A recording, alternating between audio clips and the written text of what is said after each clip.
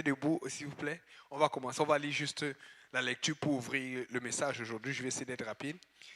Et, parce qu'avec toute la pluie dehors, là, je pense qu'il y a des gens qui vont aller voir si les habits n'étaient pas dehors, sinon pas oublier. Et ce n'est pas mouillé. Amen. Il y a toutes des situations. Il y a eu trop de dégâts. J'ai vu des vidéos, des photos. Il y a eu des rues qui ont été inondées complètement. Même sur l'autoroute, j'étais arrivé sur une partie là, c'était tellement glissant. J'ai évité. Il y a beaucoup d'inondations un peu partout. Donc, fait que on va essayer de ne pas trop vous retenir. Euh, donc, quelqu'un a le micro, si quelqu'un a le micro, il peut lire à haute voix Matthieu, non, Jean chapitre 2, verset 13 à 17.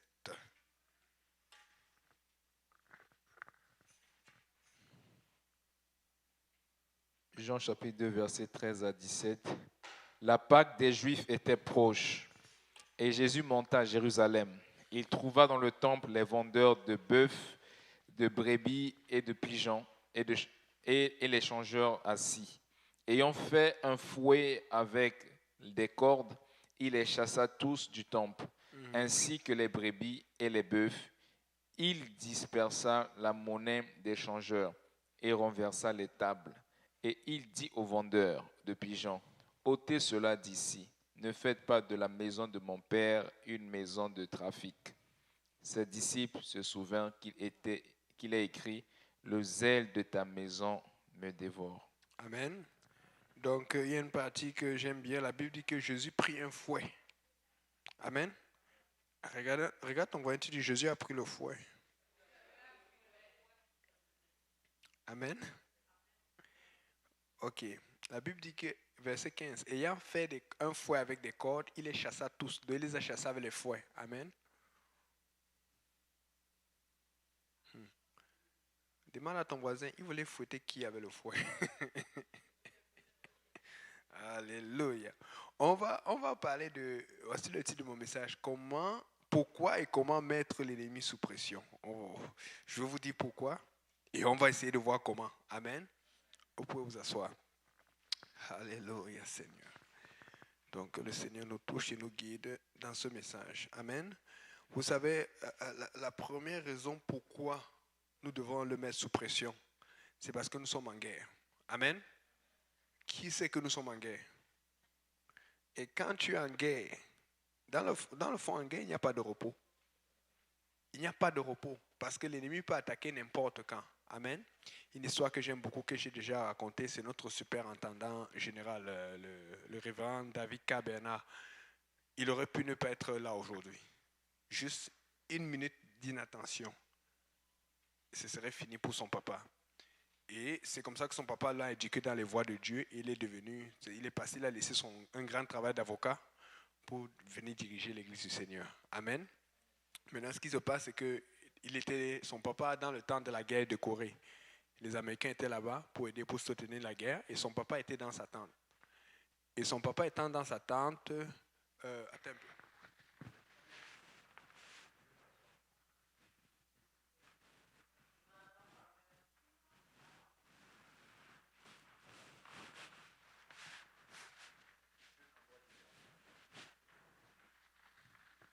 Son papa étant dans sa tente, il a eu envie de se courber. Amen. Et son papa ayant, il n'était pas encore né, il était encore en guerre. Son papa ayant eu envie de se courber, quand il s'est courbé, une balle est passée. Piou! Parce que l'ennemi a attaqué n'importe quand. Et c'est comme ça les surprises. Les grandes attaques où on fait le plus de massacres, c'est quand tu attaques par surprise. Une seconde plus tard, il serait mort. Et son papa savait que Dieu l'avait sauvé. Or, son papa était chrétien, mais sa soeur était très chrétienne. Et sa soeur, quand il a raconté ça à sa soeur a dit justement ce jour-là, le Seigneur m'a mis à cœur de prier pour toi énormément, intensement. C'est pour ça qu'il ne faut jamais négliger une prière. Et c'est comme ça que son papa s'est encore plus donné à Dieu. Et quand il est revenu, il est devenu missionnaire en Corée du Sud. Et c'est là où David Kabena est né. Et puis par la suite, on l'a éduqué dans les voies de Dieu. Très sérieusement, très strictement. Et aujourd'hui, il est le superintendant général de l'église Pentecôte. Et c'est un connaisseur de la Bible. Donc, ceci pour dire que quand tu es en guerre, Même quand tu dors, tu ne dors pas. C'est pour ça que la Bible dit que les chrétiens jeûnent, ils veillent et ils prient. Amen. Donc, maintenant,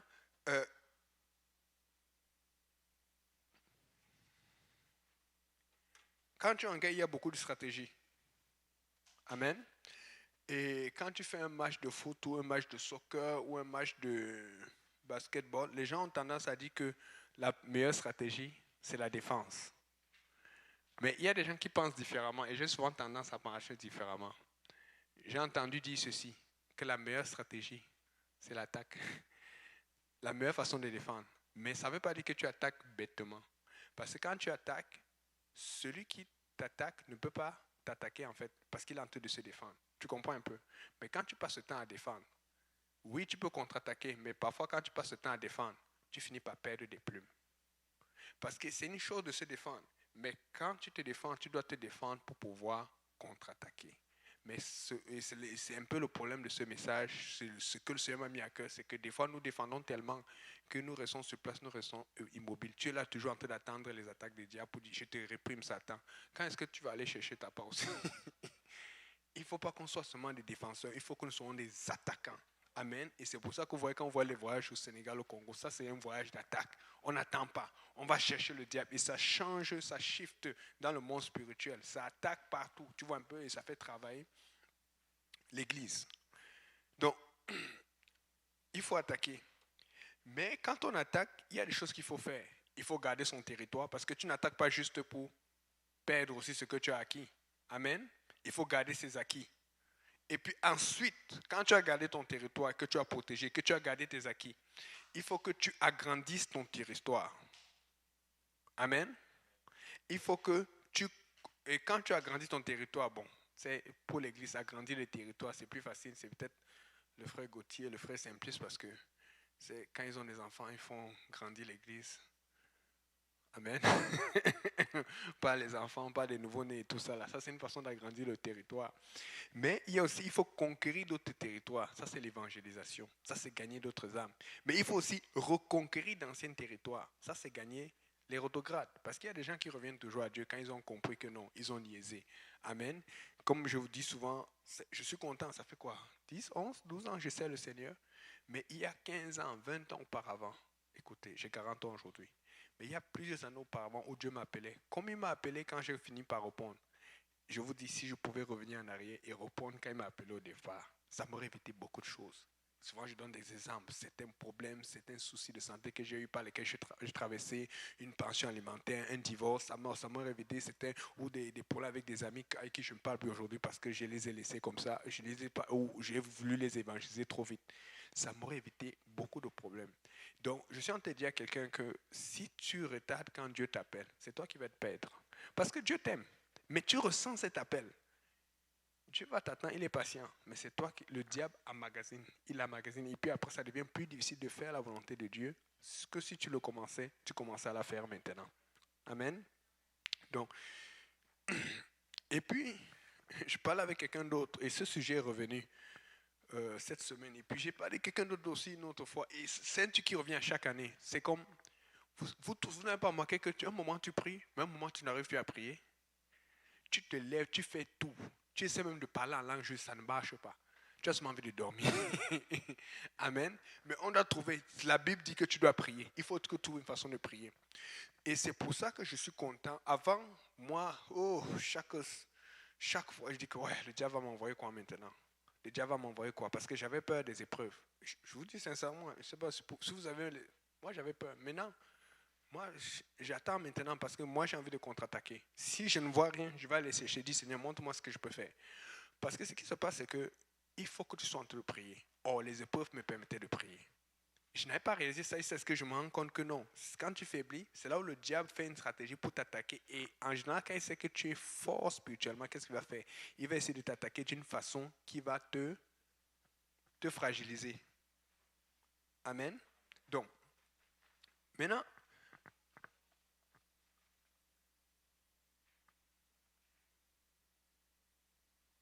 et l'autre discussion que j'avais, c'était que souvent, tu vas voir, la personne va commencer à prier parce qu'elle a un besoin important. Mais quand le besoin commence à être rencontré par Dieu, tu vas voir l'intensité de la prière va diminuer. Et le conseil que je donne en général, c'est que quand tu regardes que le besoin commence à être à rencontrer, commence à regarder d'autres besoins que tu as. Mais souvent, le problème, c'est que ce n'est pas aussi intense que quand tu pries pour les âmes. C'est parce que quand on prie pour nous et que c'est réglé, on oublie de prier pour les autres. Essaie de regarder les besoins de ta famille, essaie de regarder les besoins des gens autour de toi. Et tu vas voir que ça va changer. Amen. Ok. Donc, maintenant, quels sont ces points alors pour pouvoir mettre la pression au diable? Parce que n'oubliez pas le titre. J'ai dit pourquoi et comment mettre l'ennemi sous pression. Nous sommes en guerre. Amen. Étant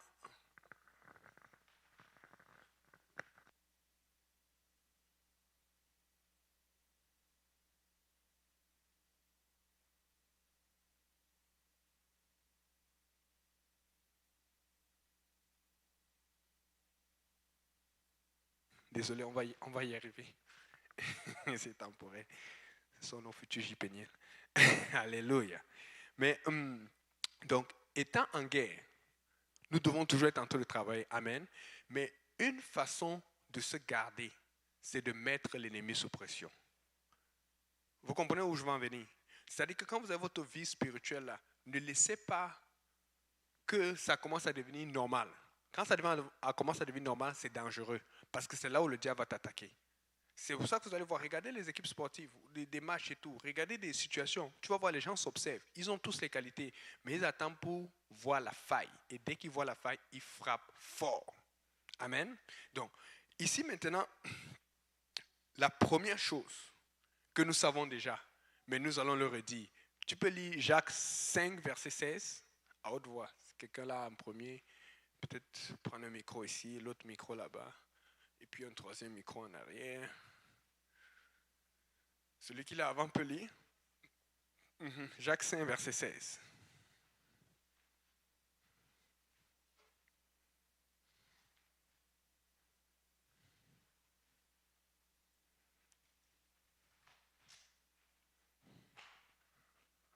Confessez donc vos péchés les uns. Oui, c'est ça, continue. Okay. Jacques 5, verset 5. Verset 16. Verset 16. Confessez donc vos péchés les uns aux autres et priez les uns pour les autres afin que vous soyez guéris. Ok. Car la prière fervente du juste a une grande efficace. Écoutez, on sait que Dieu répond à la prière, n'est-ce pas? Mais Dieu, et là ici, qu'est-ce que la Bible vient d'ajouter? La Bible vient d'ajouter que la prière fervente a une grande efficace. Des fois, tu pries, tu dis, mais Seigneur, pourquoi ça ne marche pas? Seigneur, pourquoi tu ne réponds pas? Pourquoi il n'y a pas de changement? Est-ce que ta prière est fervente? Amen. Quand on parle de prière fervente, c'est une prière avec engouement, une prière avec motivation, une prière avec désespoir même, une prière où tu dis ça doit bouger, une prière où chaque fois quand tu te réveilles, tu dis Seigneur, me voici en guerre. Tu ne dois pas te réveiller, tu dis c'est encore l'heure de prière. Moi, des fois, je me réveille, je dis c'est l'heure de prière, je suis fatigué, je dis Seigneur, il faut que je trouve une façon de me réveiller parce que je sais que je suis en guerre. Il faut que nous sachions que nous sommes en guerre. C'est parce que nous pensons souvent que tout est normal, que le diable est content et qu'il commence à nous attaquer. Amen. Donc, la prière fervente, la première chose, la prière constante. Je sais que vous priez déjà, mais vous devez vous rappeler que dès que tu commences à ne plus pouvoir prier, appelle seul tel ou appelle telle personne, tu dis que bon, comme tu vois là, on le fait tout le temps avec Frère Simplice. Quand c'est chaud là, on se dit, bon mon frère, cette semaine tu dois prier beaucoup. Je demande beaucoup aux gens, prie pour moi. Quand je sens que je commence à se faiblir ou que je sens que l'ennemi me met beaucoup de pression, n'ayez pas peur de demander, parce que c'est pour ça que nous sommes une église. Nous ne sommes pas seuls. Tu dois avoir un partenaire de prière, une partenaire. Amen. Vous n'avez pas remarqué que c'est plus facile de prendre le téléphone et parler de ces problèmes avec tel seul, quand on est seul, ou tel frère quand on est frère. Mais est-ce que vous avez pris le téléphone pour prier? Faites seulement la moitié du temps que vous parlez ensemble au téléphone de vos problèmes. Après, vous allez voir la différence. Mais le diable va tout faire. Que, tu sais ce qui s'est passé à l'église, à telle conférence, mais tel pasteur il a bien prêché. C'est vrai qu'il a bien prêché, mais est-ce que vous avez prié? Il a donné, le message m'a touché, j'ai pleuré. Ça, c'est pas la prière, dit que j'ai pleuré. Il faut que tu pries. Amen. Et quand tu pries, tu mets une pression sur l'ennemi. Et tu te protèges pour que quand il contre-attaque, tu sois prêt à répondre. Amen. Nous ne mettons pas assez de pression sur l'ennemi. C'est pour ça que nous faisons surprendre. Et souvent, c'est comme, ma vie est comme, j'ai trop de problèmes. Amen. Alléluia, Seigneur. Là, maintenant, il y a une autre chose que je vais insister dessus. Des fois, les gens vont te dire, il faut aller à l'église régulièrement. Je vais apporter une précision là-dessus. Surtout pour ceux, et je pense que la plupart d'entre nous, nous sommes déjà à l'église depuis un moment. Amen. Et je regarde par rapport à mes observations. Quand je voyage aux États-Unis, quand on est parti avec le pasteur Kauzi ici, tel endroit et tout. Et la plupart des gens que je vois qui sont encore dans l'église aujourd'hui, et la plupart des gens que je vois qui tiennent. Et aussi, j'ai comparé avec des gens qui ont rétrogradé. Vous savez, c'est quoi le secret pour mettre la pression au diable et pour rester fidèle? Il faut être fidèle à une église locale, une église fille. Si vous remarquez, la plupart des prédicateurs qui viennent prêcher, oui, il y en a plusieurs qui ont déjà des grandes églises, mais tous sont passés par là. Mais regardez la plupart des jeunes prédicateurs ou des jeunes gens dans le Seigneur, comme celui qui était venu à, pas à Shockwave, avant Shockwave, là, il y avait, oui, il y a Imani Nangona et de CCC, mais avant ça, il y a, j'oublie le nom, Paul Thornton, qui est venu au camp de district du Québec, qui prêchait le soir. Lui aussi, il s'occupe d'une. Les gens n'ont pas suivi, les gens ont suivi la prédication, mais ils n'ont pas regardé les détails. Quand il parlait, il a parlé d'une église qui suit.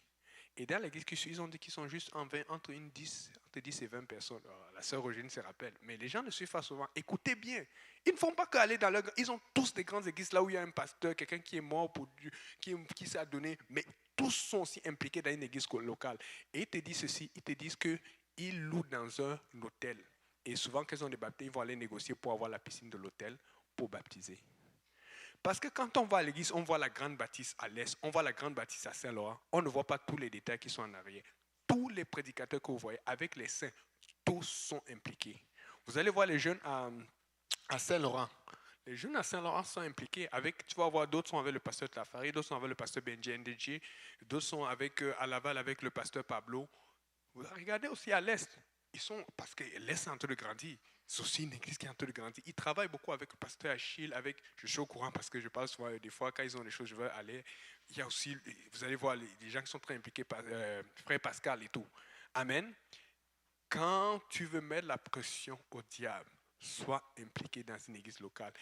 Vous savez, la vraie vie, la vraie chose qui te garde dans le Seigneur, c'est ce que tu fais ici à Hochelaga. Parce que l'église grande a déjà eu ses batailles et c'est difficile pour le diable d'attaquer une grande église qui a déjà grandi depuis des années. Et donc là déjà, quand tu arrives, il y a toujours des gens pour prier. Mais ici à Hochelaga, il y a souvent des gens, il n'y a personne pour prier. Il y a toujours un manque. Il y a quelque chose. Allez, j'étais content quand la sœur m'a dit que c'est la sœur chrétienne qui cuisine aujourd'hui. Ça fait que nous, on a notre liste, on a pu repousser. Chacun a repoussé d'une semaine. Et chacun fait ses calculs. Amen. Quand tu aides, tu fais quelque chose, tu mets la pression au diable. Amen. Et vous avez remarqué, à l'église grande, là on va par exemple à Saint-Laurent ou à l'Est, tu vas venir au service, mais si tu as un imprévu, tu vas dire au pasteur, tu vas dire à tête, tu ne viens pas, quelqu'un va s'occuper d'une âme. Mais à l'église locale, si tu manques, il y a quelqu'un qui va venir qui va te rater. C'est plus difficile de gérer cela à l'église locale qu'ailleurs. Donc ton ministère est plus efficace. Ton ministère est plus important dans l'église locale qu'ailleurs. Oui, il faut aller à l'église, mais tu vas voir, c'est plus pour ceux qui viennent d'arriver, on va le dire, va à l'église. Mais quand tu es à l'église depuis un moment, ne reste pas juste aller à l'église, va dans des services différents. Va dans les services là où c'est en train de grandir. Partout aux États-Unis, partout au Canada, où on a des grandes églises, il y a toujours des petites églises locales. Parce que ce sont ces églises locales que tu apprends plus tard, 5 ans, 6 ans, 7 ans, ça a grandi subitement. C'est comme ça que Dieu fonctionne. Mais les gens ne savent pas cela. Parce que quand les saints arrivent, on ne veut pas les faire peur avec ça. On dit, mais c'est encore ça. Tu aimes là, l'église, il y a beaucoup de gens, on adore, Dieu est admirable, il est tout pour moi, c'est facile. Mais arrivé ici, là, il y a une dizaine de personnes. Tu vois Bethany qui passe là, tu dis, oh Seigneur. C'est pour elle. Seigneur, Dieu sait comment il fait ces choses. Mais tu vas voir la grande église, c'est facile parce que déjà dès que tu arrives, tu sais que même si tu pars, il y a quelqu'un qui va suivre. Alors qu'ici, si tu pars, tu risques d'être seul tous les services. Tu dis non, Seigneur, je ne suis pas encore brisé à ce point-là. Amen. Et tu vas voir alors qu'il y a plus de honte, plus de difficulté à adorer dans une église locale ou à faire certaines choses que quand tu le fais dans la grande église. Tu veux tenir pour le Seigneur, implique-toi dans l'église locale. Impliquez-vous à Granby avec, aussi jeudi, j'ai oublié, service de Granby avec le pasteur Vincent Auger. Impliquez-vous à Pierrefonds avec le frère Boaz. Quand tu es à l'église, Souvent, les gens ne grandissent pas parce qu'ils restent seulement avec le gros qui est là. Va dans où c'est petit là. Va là où ça grandit. Là, va là où on est en train de se battre. Va donner un coup de main. Tu ne peux pas faire ça. Va juste accompagner pour les études. Va juste accompagner pour le service. Va juste faire un petit nettoyage. Ça met la pression au diable parce que le diable est obligé de recalculer, de faire des ajustements par rapport à toi. Amen. Donc, maintenant, autre chose. Là, on va rentrer dans les élections. Qui va aller voter? Personne, hein? Oui, il faut aller voter. Amen. Là, on va parler de sujets sensibles. Écoutez-moi, moi, je ne suis pas là pour dénigrer les gens ou ne pas dénigrer. Amen. Je suis là pour dénigrer le monde et donner gloire à Jésus. Amen. Parce que le monde n'est rien devant Dieu. Mais les gens ne font plus attention aux choses qu'il faut regarder, aux choses spirituelles. Amen. Donc, l'une des choses que je veux apporter, c'est que toi, dans l'église, pour pouvoir mettre la pression au diable, tu dois garder et entretenir ton témoignage. Parce que le diable va t'attaquer sur ta réputation. Il va t'attaquer sur ce que tu fais. Amen. Je vais donner un exemple. Si vous remarquez, il y a des gens, des candidats, que ce soit pour le Parti québécois, pour le Parti conservateur ou d'autres partis, récemment, il y a un verset qui est sorti très souvent dans les élections. Un verset biblique que tout le monde prononce maintenant parce qu'on les accuse de quoi? C'était quoi? Quelqu'un a une idée? Si tu as suivi les nouvelles, c'est Christiane? Exactement, c'est de ça qu'on va parler. En fait, le verset qui est à la mode ces derniers temps, c'est que celui qui n'a jamais péché jette le premier la pierre. Écoutez, ça chauffe, tout le monde parle de ça en politique, mais personne ne veut dire que ça vient de la Bible. Tout le monde parle de cela. Regardez le premier cas où c'est sorti. Je vais vous montrer.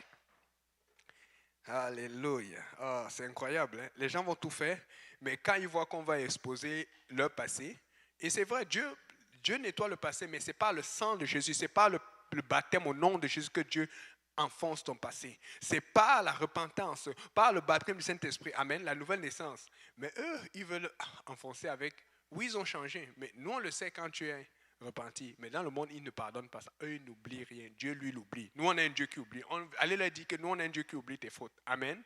Et donc, fait que eux, alors, quand c'est difficile, quand ils voient que ça fait mal, qu'est-ce qu'ils font?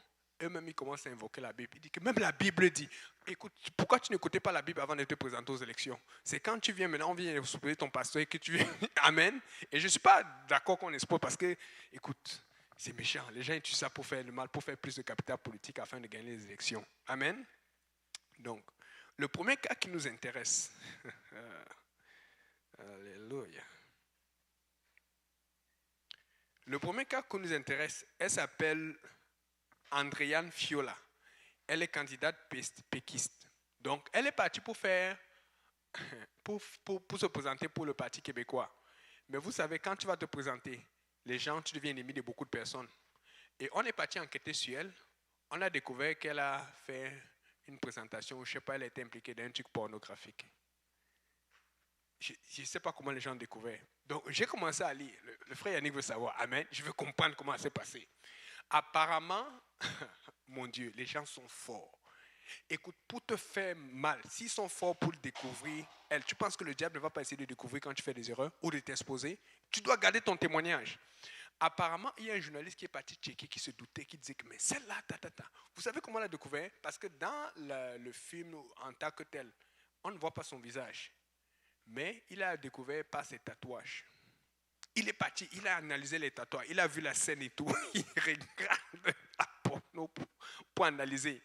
Et il a analysé les tatouages de la fille. Et puis après, on a passé son journal. Et puis on l'a d'abord appelé pour la confondre. Parce qu'on voulait te suivre. Parce que si tu fais ça et que c'est faux, on peut porter plainte contre toi et peut t'amener au tribunal. Et là, quand on l'a confondu, on l'a appelé, on a vu que non, elle n'a pas dit non directement. Et on a pu lui mettre la pression. Et puis c'est passé aux nouvelles. Et là, maintenant, même elle était avec un parti aux élections municipales et le monsieur qui se présente pour les libéraux, on dit que non, si j'avais su ça, je ne l'aurais jamais pris, comme pour la descendre encore. Et ça a tellement fâché le chef. Écoute, je ne suis pas en train d'accuser les gens, je suis seulement en train de dire comment le monde fonctionne. Amen. Et si le monde fonctionne comme ça, nous devons être prudents parce que le diable va nous faire plus que ça. Amen. Nous devons garder notre témoignage. Regarde alors comment le chef du parti québécois, Paul Saint-Pierre Plamondon, était tellement fâché. On me dit qu'il était même en larmes. Il dit, mais c'est quoi ce coup bas? Et c'était vraiment un coup bas. Ça fait mal. Tu as une bonne candidate qui a ses chances et puis on t'apporte cela. Et c'est sûr que les gens, avec leurs enfants et leurs trucs, qui disent, oh mon Dieu, je vais voter pour qui? Il y a le témoignage. Parce que nous, à l'église, on compte cela, tu vois un peu. Mais dans le monde, écoute, et ce qui nous fait, et écoutez, moi je vous ai dit, je n'avais pas une bonne vie avant, mais le sang de Jésus qui est sur moi a tout effacé, tout est couvert par le sang. Allez leur dire que s'ils veulent avoir le bon témoignage, c'est le baptême au nom de Jésus qui te donne un témoignage. Baptême par immersion, le sang de Jésus. Amen. Donc, là maintenant, regarde ce qu'il dit. Voici la déclaration de Paul Saint-Pierre Plamondon, que la personne qui n'a jamais consommé de pornographie jette la première pierre, a donné le chef président. Donc, ils vont voir notre verset dans Jean 8, où on dit que la personne qui n'a jamais péché, lui jette la première pierre. Mais eux, ils ont retransformé cela. Vous voyez l'influence de la Bible dans le monde actuel. Ils veulent ignorer Dieu. Mais quand c'est Dieu et qu'on commence à les attaquer, pour se défendre, ils ont besoin de la parole de Dieu. Parce que c'est Dieu qui avait dit que la personne qui n'a jamais péché. Et pour se défendre, ils ont dit que vous vous avez accusé, vous aussi, est-ce que vous n'avez jamais fait cela? Mais lui, il sort ça pour pouvoir défendre. Amen. Et là, il dit, à un moment donné, il y a des limites à l'hypocrisie. Et c'est vrai quand même parce que, écoute, normalement, un candidat ou une candidate devait être défendu sur ses idées, ses valeurs, ce que tout là, mais les gens vont aller checker. Donc, toi, tu es candidat pour servir le Seigneur. Tu es candidat pour faire grandir au Chalaga. Tu es candidat pour aider à l'œuvre du Seigneur. Parce qu'il y a une bénédiction qui vient avec. Dieu va te bénir pour que ça aille bien pour tes enfants. Les problèmes, les choses qui t'ont attaqué, que ce soit la drogue, que ce soit la promiscuité, que ce soit les mauvaises amitiés, Dieu va te libérer, te délivrer de tout ça, te donner la force. Mais maintenant, tu es candidat alors pour faire l'œuvre de Dieu. Tu penses que le diable ne va pas aller chercher? La première chose, c'est que tu as besoin du sang de Jésus-Christ. La deuxième chose, c'est que tu as besoin de l'Esprit du Seigneur Jésus en toi. Et après, tu as besoin de persévérer dans cette église. Tu as besoin de persévérer dans l'enseignement et de grandir. Et tu vas mettre la pression à l'ennemi. Et l'ennemi, au lieu de t'attaquer, c'est toi qui seras en train de l'attaquer tout le temps. Amen. Ce n'est pas fini. Maintenant, il y a un qui a commencé à se faire attaquer parce qu'il commence à avoir beaucoup de gens qui le suivent. Le chef du parti conservateur, M. Éric Duhem. Amen. Et je comprends parce que lui, il est pour les libertés. Et nous aussi, nous sommes pour les libertés parce qu'il est plus avec les gens qui se plaignaient, les gens qui étaient anti-vaccins. Et je comprends cela. Amen. Et tu vas voir, maintenant, comme il a commencé à devenir populaire et tout ça, les gens ne sont pas contents. On est parti l'attaquer. Et c'est ce qu'on a découvert. On a découvert qu'il a une de ses maisons, il n'avait pas payé les taxes ou les taxes foncières bienvenues. Mais on l'a rattrapé. Là, il a dû tout payer et tout. Apparemment, il faisait louer quelqu'un qui l'aidait et tout. La personne, ils avaient un arrangement verbal. Je ne suis pas là pour voir. Je suis là pour dire que les gens sont partis découvrir des choses, même sur ces taxes. On est parti découvrir que dernièrement, il avait payé en retard Hydro-Québec. On est parti découvrir que dernièrement, il avait un problème pour des travaux qu'il avait fait avec un contracteur, mais il n'a pas tout payé. Qu'il y a eu le premier, ils sont allés en cours. Finalement, quand ils sont allés en cours, ils ont eu un arrangement là-bas, mais ça a mis du temps avant d'être réglé. On a commencé à dire que c'est un mauvais payeur. Il est chiche, il est dur. Vous voyez comment les gens sont. Amen. Mais ce sont les critères qu'ils utilisent pour dire aux gens ne votez pas pour lui parce qu'il paye mal. Mais vous allez voir que le monde est tellement axé sur l'argent, sur le gain, sur le paiement à temps. Qu'en est-il de l'honnêteté? Qu'en est-il des valeurs familiales? Qu'en est-il de la parole de Dieu? Amen. Maintenant, je donne un exemple parce qu'aujourd'hui, c'est incroyable parce que les gens sont allés checker, mais dans le temps aux États-Unis ou dans le Canada, quand on allait checker, par exemple, pour quelqu'un comme Éric Duhem, on allait voir ses convictions. Certes, parmi ces candidats, il y a des gens qui sont anti-avortement. Mais je suis allé checker, je n'ai jamais vu sa position sur l'avortement. Est-ce qu'il est là dedans ou plus? C'est ce que je veux apporter. Quand nous sommes chrétiens, nous ne regardons pas les mêmes choses que les autres. L'autre, peut-être, elle a fait la porno. Si elle a changé, tant mieux. Amen. Mais c'est sûr que si elle était baptisée au nom de Jésus, j'allais plus croire qu'elle allait changer. Amen. Peut-être qu'elle va plus le faire, puisqu'elle a dit qu'elle avait besoin d'argent. Tu vois un peu. Mais j'ai besoin de voir ses idées. Mais comment tu compares les idées? Tu compares les idées par rapport à la Bible.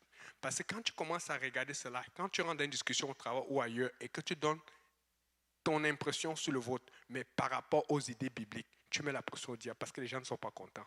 Je donne un exemple. Je discutais avec quelqu'un dernièrement, j'ai dit, bon, j'aime bien le Parti conservateur parce qu'il a des idées. Et puis même Maxime Bernier, que j'appréciais bien, il a commencé à le supporter. Mais il y a un truc qui me dérange. C'est par exemple, cette affaire d'avortement n'a pas été claire. Parce que je suis chrétien, je ne suis pas là pour être méchant, tu vois un peu. Mais je suis contre l'avortement.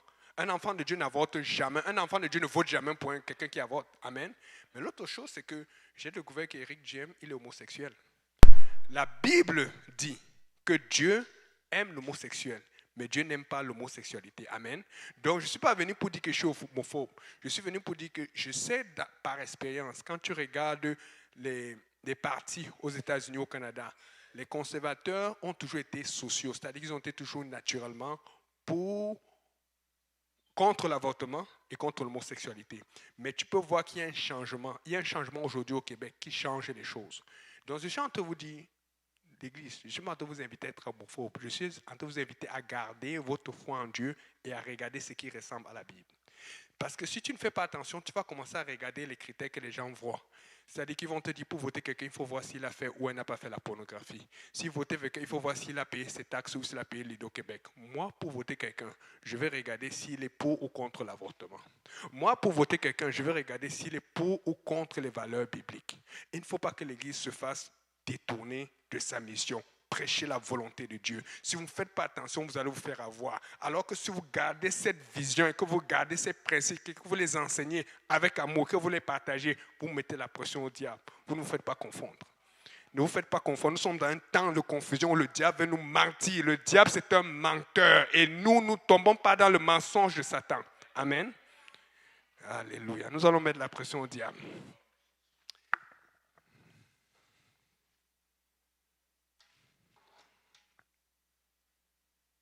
Et justement, il y a quelqu'un, je ne sais pas qui, mais j'ai lu ça aussi.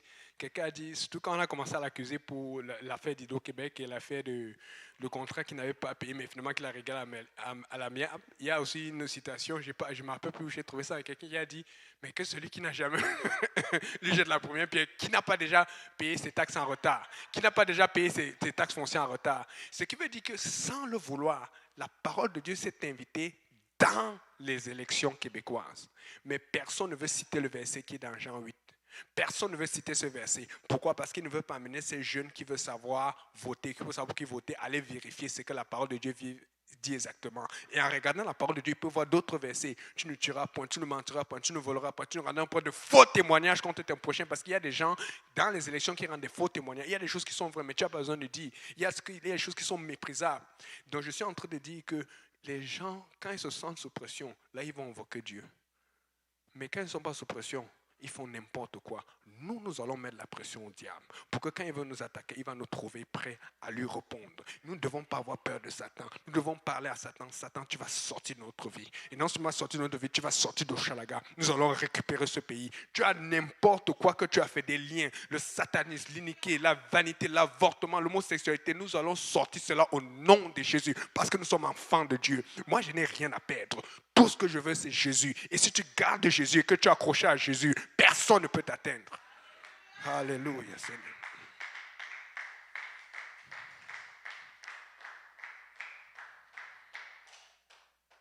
Donc, là maintenant, on a vu qu'il faut la prière constante, il faut la fidélité à l'église locale, la participation aussi, et il faut que tu gardes et entretenir ton témoignage. Amen. L'avant-dernière chose, il faut que tu consultes régulièrement l'homme de Dieu dans ta vie. Je sais qu'on a déjà parlé de ça. Il peut y avoir le pasteur, il peut y avoir même un homme de Dieu qui est fidèle, mais qui s'entend bien avec le pasteur, qui s'entend avec l'église. Amen. Qui prêche la vérité. Pourquoi je dis cela? Parce qu'il y a une tendance maintenant qu'il faut faire attention. Regardez même sur Facebook, regardez partout. Oh, prophète tel a dit ça, prophète tel, prophète tel, prophète tel. On a des prophètes partout. Tout le monde est maintenant prophète. Tout le monde est prophète. Les gens ont même des cartes de prophète. Tu demandes à quelqu'un, salut, comment ça va? Comment tu t'appelles? Je m'appelle prophète. Et qui? Même la Bible dit que quand il y aura un prophète, c'est Dieu qui va le montrer. Tu n'as pas besoin de dire que tu es prophète. Si tu es prophète, on va savoir que tu es prophète. Amen. Bon, maintenant alors, on va parler régulièrement. Vous savez, moi, on va regarder la Bible, mais moi j'aime dire les choses comme elles sont. Et on va savoir comment savoir que quelqu'un est prophète. Amen. Donc, par exemple, mon pasteur, c'est pasteur Dieudonné Kaouzi. Amen. Le jour où je me suis fait baptiser, c'est lui qui m'a baptisé, mais quand je me suis fait baptiser, ce n'est pas lui que je suis allé voir. C'est lui qui avait d'abord prêché, et j'ai eu la conviction, mais on m'avait déjà parlé de ça, et j'ai lutté, j'ai triché. Celui que je suis allé voir, c'était le pasteur Graham, et c'est le pasteur Graham qui m'a envoyé à lui. Mais maintenant, comment j'ai fait pour faire confiance au pasteur Graham? Je suis allé à l'église plusieurs fois et je l'ai vu. J'ai écouté l'histoire du pasteur Graham, celui qui a fait grandir le pasteur Benji, celui qui a fait grandir le pasteur Kaozi. Et je l'ai vu et j'ai vu comment dans le temps il a fait. Ça a pris quelques mois et j'ai senti cela. Amen. Maintenant, toi, tu vas voir un prophète. Il ne travaille même pas pour Dieu, ou on dit qu'il travaille pour Dieu. Qui est-ce qui l'a fait grandir? Des fois, on n'arrive même pas à regarder. Ça, c'est un principe. Si tu vas voir un homme de Dieu, regarde ce qu'il fait. Prends ton temps. Les gens suivent des prophètes qui n'ont jamais fait grandir personne, qui sont seulement là pour diviser les églises. Pour diviser, oh, j'ai vu que tel peuple va se passer. Non, un prophète ne divise pas, il édifie l'église. Un prophète, c'est quelqu'un qui parle de la part de Dieu, mais il doit être en concordance avec le pasteur, l'homme de Dieu dans l'église. Un prophète ne vient pas prophétiser contre ton pasteur, ça ne marche pas. Parce que le pasteur, c'est le berger de l'église. Amen. Donc, il faut que parce que alors que tu es en train de travailler pour Dieu, il va y avoir des attaques, des moments où tu auras besoin de conseils pastoraux, parce que le pasteur va prier et Dieu va le diriger. Amen. Et ça peut aussi venir d'un prophète. Mais il faut savoir que si le prophète n'est pas en concordance ou en accord avec ton pasteur, c'est la vie du pasteur que tu gardes. Parce que voici le truc du pasteur. Quand je vais à l'église, je regarde. Première chose qui m'a fait grandir, pasteur Kaozi. Amen. Deuxième chose, il a utilisé des gens qui parlaient dans ma vie. Pasteur Serge. Mais j'ai vu qu'ils ont toujours été d'accord. Et à chaque fois qu'il y a eu des situations, le pasteur Kaozi a réglé comme il fallait. Allez regarder ceux qui regardent les prophètes. Tu ne vois rien de ce qu'ils ont fait. Tout ce qu'ils ont fait, c'est aller dans des trucs, faire des grosses levées de fonds. Aller dans des affaires, prophétiser que j'ai vu telle chose, telle personne va mourir, telle personne. Le premier rôle d'un homme de Dieu, quand Dieu appelle des hommes de Dieu et des prophètes de Dieu, c'est pour faire grandir des gens et les sortir du péché. Si tu regardes quelqu'un qui doit te diriger ou qui doit t'enseigner, qui doit t'interpréter, qui est-ce qu'il fait sortir de l'église? Si tu me regardes, est-ce que je t'ai donné une tube biblique? Si je ne t'ai pas donné, à qui j'ai donné? Écoutez, posez ces questions. Je vous le demande. Allez poser ces questions. C'est sûr que tu ne vas pas demander à n'importe qui à l'église, mais allez vous informer. Les gens ne s'informent pas. Un homme de Dieu fait grandir l'église de Dieu. Un homme de Dieu fait grandir les enfants de Dieu. Un homme de Dieu ne fait pas grandir son compte en banque. Il fait grandir l'église de Dieu. Mais les gens sont toujours centrés sur eux-mêmes. Un homme de Dieu est centré sur l'œuvre de Dieu. Un homme de Dieu est centré sur la parole de Dieu. Un homme de Dieu est centré sur la volonté de Dieu. Et voilà pourquoi j'ai toujours confiance à ceux qui sont sur nous, Pasteur Graham, Pasteur Kaozi, Pasteur Benji, parce que je les vois faire cela tous les jours. Mais il y a des gens qui vont dire, oh, je pense que le prophète m'a donné une bonne direction. Le prophète a fait quoi dans ta vie? Le prophète a fait quoi? Il a dirigé quoi? Il travaille avec qui? Ton pasteur doit s'accorder pour te dire que oui, tu peux avoir la direction de telle personne. Faites attention, nous sommes dans un moment là où si on ne fait pas attention, nous allons nous faire diriger par n'importe qui. Nous allons nous faire vendre et nous allons perdre nos âmes parce que nous cherchons prophète tel, prophète tel. Amen. Nous devons écouter les conseils de l'homme de Dieu. Parce que l'homme de Dieu vit pour Dieu depuis longtemps et tu vas le voir toujours là, stable. Bizarrement, c'est un prophète, tu vas le voir, il était dans telle église ou dans telle congrégation. Après, il a dû voyager pour aller ici. Oh, Dieu m'a envoyé ici, là. Tu ne vois aucune stabilité, aucune rigueur. Quand j'arrive ici, je peux voir que le pasteur Graham est depuis telle personne depuis là, depuis tel nombre de temps, et tu peux toujours voir la rigueur, et tu peux toujours voir des gens qui ont été... Oui, il y a des gens qui vont autograder, mais tu vas toujours voir des gens qui l'ont suivi. Et tu vas voir que ceux qui ont suivi ont grandi, ont fait aussi d'autres personnes qui l'ont suivi, qui ont grandi, c'est le mécanisme de Dieu, comme un arbre qui grandit et qui a des tiges et qui grandissent et qui font grandir des feuilles, ainsi de suite. Des fois, c'est simple à voir, mais on est déjà en train de réfléchir. On cherche quoi? C'est simple, c'est là devant vous. Amen. Alléluia. Et c'est toujours avec le temps. Ça prend le temps que ça va, mais si tu veux mettre la pression au diable, écoute, consulte régulièrement. Ce n'est pas que tous les jours tu vas appeler le pasteur, tu vas appeler telle personne, mais il y a des moments où il y a des choses importantes. Tu vas aller voir, bon, écoute là, ça j'ai besoin de savoir, j'ai besoin de comprendre, j'ai besoin d'une direction. Amen. Dernière chose avec laquelle on va finir. Grandir et compenser le fossé spirituel. Nous devons grandir. Amen. Nous devons grandir. Regarde ton voiture, tu dois grandir. Moi j'observe beaucoup. Je vous dis, des fois, là, j'ai attaqué le pasteur Grand avec les questions, le pasteur Kaozi, j'ai demandé tout genre de choses. Il y a des choses que j'ai demandé tellement que même aujourd'hui, je me regarde, mince. J'ai dit, j'étais un peu, l'exemple de qui j'étais, le meilleur exemple que je peux trouver, c'est le frère Brunel. Vous voyez le frère Brunel? C'est comme ça, là. Mais moi, j'abusais. Et je n'étais pas gêné, vous connaissez mon style. Mais pasteur, il y a des années que je ne peux pas vous dire, mais un jour, j'ai demandé quelque chose au pasteur. Je dis, mais Yannick, tu as vraiment demandé ça? Mais moi, je le faisais avec sincérité, avec bon cœur. Amen. Et c'est mieux d'être sincère, d'être honnête. Tu vois un peu, je ne le faisais pas comme... Non, mais je demandais tout. Amen. Mais c'est ça qui m'a permis à grandir. C'est ça qui m'a permis de voir où j'étais, où je voulais être et où telle personne était. Amen. Donc, première chose, quand vous êtes à l'église maintenant ou quand vous êtes chez vous, vous ressentez de la part de Dieu que vous voulez arriver à tel endroit. Amen. Mais vous n'arrivez jamais à y arriver. Comme moi, c'était difficile. Mais qu'est-ce que je vais faire pour arriver là-bas? Qu'est-ce que je vais faire pour être capable de prier comme lui prie? Qu'est-ce que je vais faire pour être capable de gêner aussi quand je dois gêner pour briser des chaînes? Qu'est-ce que je vais faire? Amen. Moi, je me posais les mêmes questions. Qu'est-ce que je fais pour être capable d'arriver? Amen. Et un exemple qui était clair. Quand je suis arrivé à l'église, je luttais avec le baptême. Je savais que je n'avais pas été baptisé. J'ai vu des gens qui se faisaient baptiser devant moi et j'ai fini par le faire. Alors, moi, ce que j'ai fait, je ne sais pas si ça peut vous aider, c'est que j'ai établi la référence. J'allais regarder un pasteur Kaozi, j'ai regardé un pasteur Graham, j'ai regardé à certains frères, je ne vais pas dire tout le monde, il y avait le pasteur Serge, mais il y a d'autres personnes qui étaient très fidèles, comme pasteur Luc, et d'autres personnes qui n'étaient pas encore pasteurs, que j'ai regardé. Et puis je pouvais observer, j'ai regardé, et quand je posais les questions au pasteur, je posais directement, je dis, mais si tu fais ça, parce que je comparais. Écoutez, on fait comme si on compare tous. On demande, mais quand je demande, c'est dans le but de savoir et de m'améliorer et de grandir. Amen. Et souvent, il y a ce problème aussi avec nos sœurs. Tu vois, telle sœur, oh, elle porte seulement les longues jupes. Mon Dieu, comment elle fait même pour laver ça si ça doit frotter le sol tout le temps? Oh, telle personne et tout. Observez les femmes de pasteurs. Je peux vous dire, pour ce que je sais, pour ce que j'ai appris, quand tu vois une femme de pasteur qui est encore à l'église après plusieurs années, sache qu'elle a subi beaucoup d'attaques. Je vous dis, que tu sois d'accord ou pas d'accord avec elle, être l'épouse d'un homme de Dieu, c'est tout un fardeau pour une femme. Je vous promets. Observez. C'est-à-dire que moi, ce que je faisais, c'est que j'avais des gens, des repères spirituels. Je dis que toi, là, tu ne peux pas faire ça. Observez. Mais le problème, c'est que vous allez voir des jeunes qui arrivent à l'église, mais qui commencent à regarder ceux qui font mal comme référence. Oh, lui aussi a fait ça. Regardez ceux qui font bien. Vous connaissez ceux qui sont spirituels. Vous connaissez ceux qui prient. Vous connaissez ceux qui sont proches de Dieu. Parce que moi, je savais. Et même entre nous, parfois avec d'autres personnes, on allait parler. On le sait. Mais le problème, c'est qu'on va toujours regarder ceux qui font moins. Ne regarde jamais celui qui fait moins. Regarde toujours celui qui fait plus. Même si tu n'es pas d'accord ou tu n'es pas capable de dire, Seigneur, je n'y arrive pas. Donne-moi la force. Il faut que ta référence soit haute. Tu ne peux pas prendre une référence basse. Comment tu prends une référence basse, tu vas aller en bas? Puisque tu dis que tu vas aller à Dieu, tu veux aller. Donc, il faut que tu ailles là où tu n'es pas. Soyez honnête avec vous-même. Amen. Maintenant, nous aspirons à plusieurs bénédictions dans l'Église, de la part de Dieu. Amen. Et je pense que Dieu a commencé à nous bénir.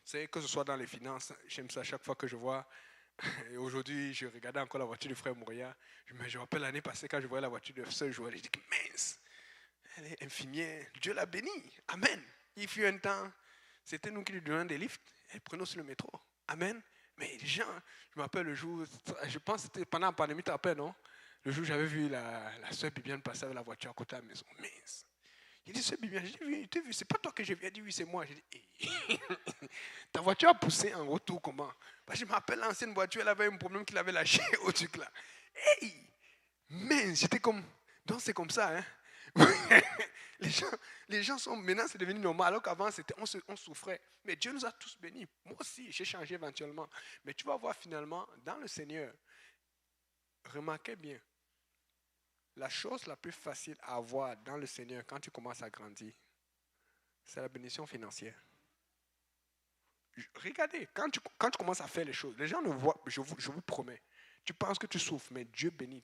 Tu as besoin de quelque chose, Dieu va toujours pouvoir au bon moment. Maintenant, c'est quand tu vas aller chercher une âme, là où ça devient difficile. C'est là où tu vas grandir. C'est quand tu vas aller chercher peut-être, tu veux un enfant, tu veux un mari, tu veux quelque chose qui est difficile à voir. C'est là où tu vas voir le diable. Tu penses que tu vas voir ça comme ça. Je vous promets, moi je pense que la chose la plus facile, quand tu es fidèle au Seigneur, tu payes ta dîme, tu fais tout ce qu'il a fait, tu vas voir les finances, ce n'est pas un problème. Dieu va toujours pouvoir et à mesure qu'il pourvoit, il va faire grandir tes finances toi-même. Amen. Donc, étant donné que nous attendons ces choses de la part de Dieu, tu peux lire Matthieu 17, verset 21.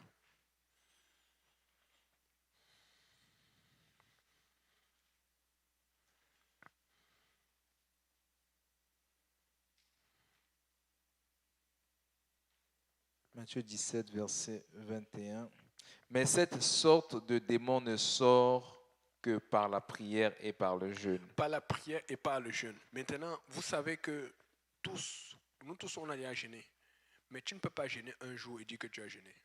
Un jeûne, tout le monde, tu as déjà été stressé par quelqu'un qui est malade, tout ça là, tu as fait un jeûne sans manger, sans problème. Amen. Le vrai jeûne, ça commence quand tu commences à jeûner plusieurs jours. Et ça ne veut pas dire que tu ne vas pas toujours ne pas manger. Des fois, tu vas juste réduire les portions et tout. Quand il dit ces genre de démons ne sort que par la prière et le jeûne, c'est parce que les disciples avaient déjà appris à prier. Ils avaient déjà appris à servir Dieu, à chasser les démons. Mais maintenant, Dieu a permis qu'ils soient dans une situation là où il y a une opposition plus grande que la normale. Et je pense que nous sommes dans cette situation à Hochelaga maintenant. Nous sommes en train de grandir, mais nous avons besoin d'une poussée dans le Saint-Esprit. Et là, maintenant, Dieu est en train d'adresser la discipline. Et je vais souvent faire ça. Des fois, je vais manger comme je veux, mais il y a toujours des périodes. Ça va être une semaine, 2 semaines. Je vais manger, mais je ne vais pas manger comme je veux. Tu vas faire attention. Maintenant, je ne sais pas comment Dieu va te diriger, mais souvent, quand tu fais la victoire, change tout. Change ton programme. Prévois quand tu vas manger, pendant le travail, après le travail, mais ne rate pas ton temps de prière d'intercession. Il y a des moments où tu vas savoir, comme Dieu a dit, ce genre de démon ne sort que par le jeûne et par la prière, parce que ça va se faire dans le temps. Et quand vous allez faire ça en esprit, Dieu va te parler, il va me parler, mais vous allez voir qu'on va devenir plus fort et que ça va changer beaucoup de choses. Amen. Nous sommes dans une situation là où nous avons grandi, nous avons les finances, nous avons telles choses, mais nous avons besoin d'aller plus loin, nous avons besoin de pousser pour que la main de Dieu soit sur nous et que nous voyons vraiment des résultats plus concrets et plus probants. Voilà pourquoi tu es là, tu pousses, tu sens que tu bloques, tu sens que tu as envie de pousser, tu sens, mais c'est comme... Qu'est-ce qui me bloque? C'est parce qu'à un moment, il faut que tu brises cette chaîne. Mais cette chaîne, c'est quand tu mets la pression au diable. C'est pour ça que je dis comment et pourquoi mettre la pression à Satan. Mais tu la mets avec le jeûne et la prière. Tu la mets avec la participation à l'église locale, avec les conseils que tu prends au pasteur régulièrement, au vrai pasteur, pas au faux pasteur, au vrai berger, pas au faux berger, au vrai prophète, pas au faux prophète. Amen. Et donc, quand tu fais ces choses-là, c'est un ensemble de règles qu'il faut suivre. C'est pour ça que faites attention à ces jeunes qui arrivent ou qui sont dans l'église depuis longtemps et qui disent « Oh, moi, je ne peux pas faire ça. » Dès que tu dis que tu ne peux pas faire ça, tu t'es mis hors. Quand tu identifies la sœur spirituelle pour une sœur ou l'homme, le frère spirituel pour un frère et que tu vois exactement ce qui fait que tu n'es pas capable ou que c'est dur, dis à Dieu « Seigneur, je n'y arrive pas, prépare-moi. » C'est comme ça que j'ai prié un moment. Je me suis rendu compte qu'en fait, il y a des choses que Dieu me fait faire, même plus que ceux qui faisaient, qui étaient des références. Mais Dieu ne m'a pas amené ça comme en forçant. Dieu m'a amené dans une situation où je n'avais pas besoin de prier, j'avais besoin de victoire. J'ai dit, ok Seigneur, je vais faire ça juste pour un temps. Et puis après, j'ai commencé à prendre plaisir. Et je me suis rendu compte que la victoire que j'avais sur le diable veut t'empêcher. Quand tu vois une soeur ou un frère faire une telle consécration et que tu n'y arrives pas, ne dis jamais tu ne vas jamais faire. Dis Seigneur, si c'est ta volonté, donne-moi la force. Seigneur, mets-moi dans un contexte où je vais arriver. Tu vas voir, Dieu va te tourner, Dieu va te tourner, Dieu va te tourner, Dieu va te tourner. Vous savez, il y a des choses que je ne peux pas totalement dire, mais il y a certaines choses que je luttais avec Dieu. Et ce n'est pas nécessairement péché, ce sont des choses que je devais me consacrer. Et je m'appelle une fois, j'ai dit, Seigneur, bon, pour une semaine, j'ai besoin d'un moment de prier jeûner. Pour une semaine, je vais arrêter de faire telle chose. J'ai arrêté de faire telle chose. Le nombre de victoires que j'ai cette semaine, j'ai dit, ok Seigneur, bon, je vais continuer finalement. Mets Dieu au défi. Il y a d'autres choses que, ce n'est pas tout. Il y a d'autres choses, ça devient un peu personnel parce que moi je ressens que vous avez besoin d'aller parler à Dieu personnellement. Je ne vais pas tout vous dire. Il y a des choses que je vous dis clairement, mais il y a des choses que souvent je vais arrêter pendant 2-3 semaines. Pas que c'est péché, mais c'est juste pour dire Seigneur, ça me permet de me concentrer totalement sur toi. Amen. Mais après je vais recommencer. Je donne un exemple qui est plus facile. Il y a souvent, pendant 2-3 jours, quand j'arrive à la maison à telle heure, je vais fermer le téléphone. Parce que je dois être sûr de pouvoir dormir et me réveiller pour prier. Parce que je sais que si Dieu a une situation, même s'il y a une urgence, Dieu va régler l'urgence, tu vois un peu. Mais ça ne va pas arriver tout le temps. Des fois, les gens vont dire, mais pourquoi ton téléphone? Parce que en général, je suis toujours joignable. Mais il y a des moments où j'ai besoin de prier. J'ai besoin même de me reposer pour pouvoir prier parce que je suis épuisé. Tu ne peux pas prier si tu es fatigué. Tu comprends un peu, donc ça devient un ministère. Donc tu dois te préparer à l'avance pour prier, pour être efficace. Surtout quand tu pries pour beaucoup de gens que tu suis. Amen. Donc, c'est pour ça que je vous dis, faites attention, regardez ces femmes de pasteurs, regardez ces sœurs que vous voyez tenir. Et ils ont des douleurs. Mais quand vous regardez, ne dites pas que non, on ne fait pas ça. La parole de Dieu, faites attention, c'est ce que le diable veut que vous dites. Tu dis, Seigneur, aide-moi à comprendre, donne-moi la force, dirige-moi à ça si c'est ta volonté. Et tu vas voir, la plupart des choses que je fais, quand je l'ai demandé de bon quoi à Dieu, Dieu m'a dirigé avec amour. Amen. Et je me suis rendu compte d'une chose, que servir le Seigneur, mettre la pression au diable, ça te met dans les bras du Seigneur. Plus je mets dans la pression du diable, plus je sentais le Seigneur proche. Je sentais le Seigneur me prendre dans ses bras, me serrer, me diriger, me guider. Mets la pression au diable, tu vas voir. Des fois, tu penses que tu es seul. Non. Plus tu mets la pression au diable, plus tu sens la présence de Dieu. Plus tu mets la pression au diable, plus tu sens la proximité avec Dieu. Amen. Alléluia. On va chanter un peu pour conclure. Et puis, le frère Saint-Pierre va venir pour bénir le repas.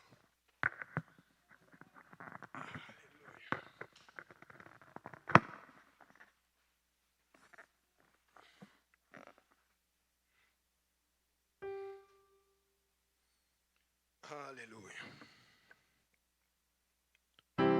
C'est dans tes bras que je me réfugie. Vive avec toi, c'est le désir de mon cœur.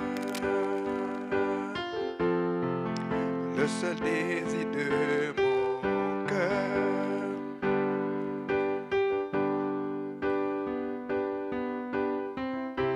Je me prosterne, à tes pieds je me répands. Divin fondeur, que ton feu me purifie. Que ton feu me purifie.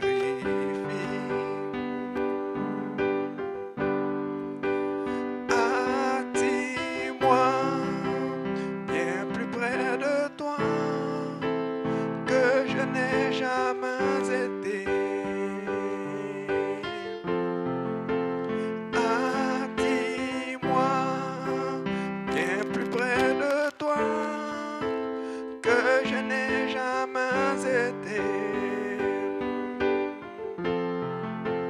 Prends-moi dans tes bras, serre-moi dans tes bras, tiens-moi dans tes bras.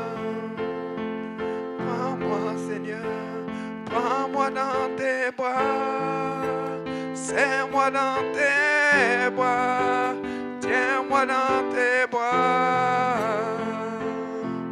Conduis-moi, conduis-moi, Seigneur, dans cet endroit secret où, seul dans ta présence, je serai transformé. Prends-moi dans tes bras, serre-moi dans tes bras, tiens-moi dans tes bras. Prends-moi, Seigneur, prends-moi dans tes bras, serre-moi dans tes bras, tiens-moi dans tes bras. Dernière fois. Conduis-moi, Seigneur, dans cet endroit secret où, seul dans ta présence, je serai transformé. Prends-moi dans tes bras, serre-moi dans tes bras, tiens-moi dans tes bras. Alléluia. Si le frère Saint-Pierre peut venir pour prier et pour bénir le repas. Alléluia.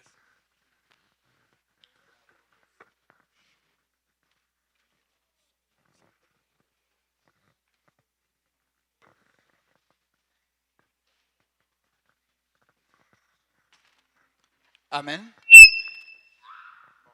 Alléluia. Est-ce qu'on peut s'élever dans la présence du Seigneur? N'est-ce pas? Allons devant le Seigneur avec la prière. Seigneur, nous te bénissons, nous te rendons grâce, nous te disons merci. Merci, éternel Dieu de gloire, de ta présence. Merci pour ton beau nom. Merci pour la parole. Merci, Seigneur, de nous avoir entretenus encore ce soir, Seigneur. Nous te prions, Papa, que ces paroles ne soient pas, Papa, dans un lieu où, éternel Dieu de gloire, qui ne vont pas servir, Seigneur. Mais que cela va porter fruit, Seigneur, à quelqu'un, Seigneur Jésus. Nous te louons, nous te rendons grâce. Bénis et sanctifie la nourriture, bénis les mains qui l'ont fait, Seigneur. Souviens-toi de ceux qui ont voulu être là et qui n'ont pas pu, Seigneur. Tous ceux qui nous suivent en ligne, éternel Dieu de gloire. Nous allons devant toi avec chacun d'eux, Seigneur Jésus. Pendant que nous allons retourner chez nous, éternel Dieu de gloire, nous te prions, Papa, que ton esprit demeure avec nous. Protection, Seigneur Jésus, éternel Dieu Tout-Puissant. Nous-mêmes, Papa, et contre les autres véhicules, éternel Dieu de gloire, protège-les, Seigneur, que la prochaine fois, nous puissions encore nous retrouver en ce lieu, Seigneur. Papa, bénis et sanctifie la nourriture, que nous puissions le prendre avec action de grâce, Seigneur. Que cette fraternité soit sous le couvert de ton sang, éternel Dieu de gloire. Papa, rencontre chacun de nous au lieu de son besoin et que la prochaine fois, nous soyons encore plus nombreux pour entendre encore ta parole et que toute la gloire, Papa, te revienne au nom de Jésus. Que tout le monde dise au nom de Jésus. Au nom de Jésus. Au nom de Jésus. Soyez bénis et bonne soirée à chacun.